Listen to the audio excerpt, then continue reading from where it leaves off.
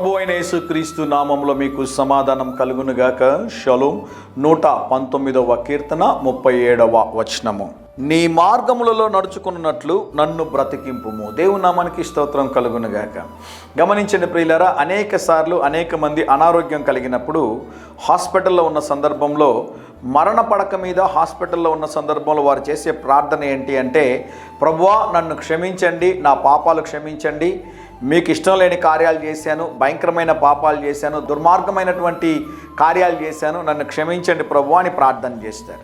దేవుడు ప్రార్థన ఆలకించి వారిని క్షమించి, దేవుడు వారికి సంపూర్ణమైన స్వస్థతను ఆరోగ్యమును కలుగజేసిన తర్వాత కొద్ది కాలం నమ్మకంగా ఉండి తిరిగి మునుపు ఉన్నటువంటి పాపపు స్థితిలోనికి వెళ్ళిపోతూ ఉంటాడు.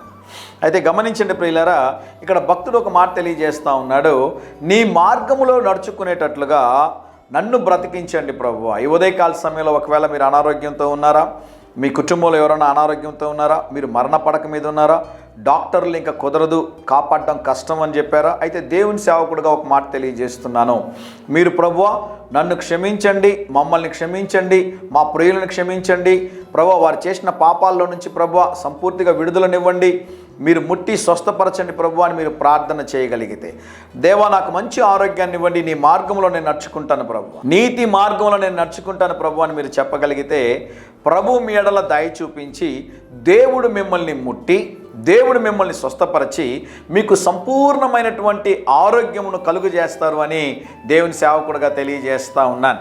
యేసు ప్రభు చెప్పినటువంటి ఒక శ్రేష్టమైన మాట ఏంటో తెలుసా, నేనే మార్గం అన్నాడు. యేసయ్య దగ్గరికి ఎవరైతే వస్తారో యేసయ్య వారిని చక్కని మార్గంలో నడిపిస్తాడు. ఈ లోకం వరకే కాదండి, మనం ఈ లోకంలో కన్ను మూసిన తర్వాత ఆ నిత్య జీవమునకు వెళ్ళే మార్గం ఎవరు అంటే మన ప్రభు అయిన యేసుక్రీస్తు వారు.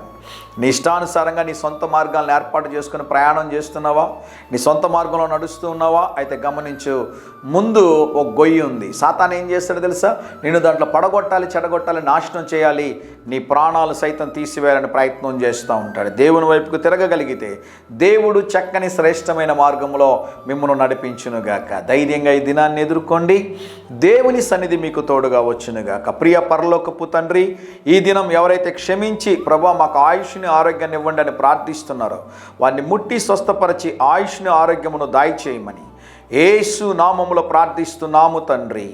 Amen, amen.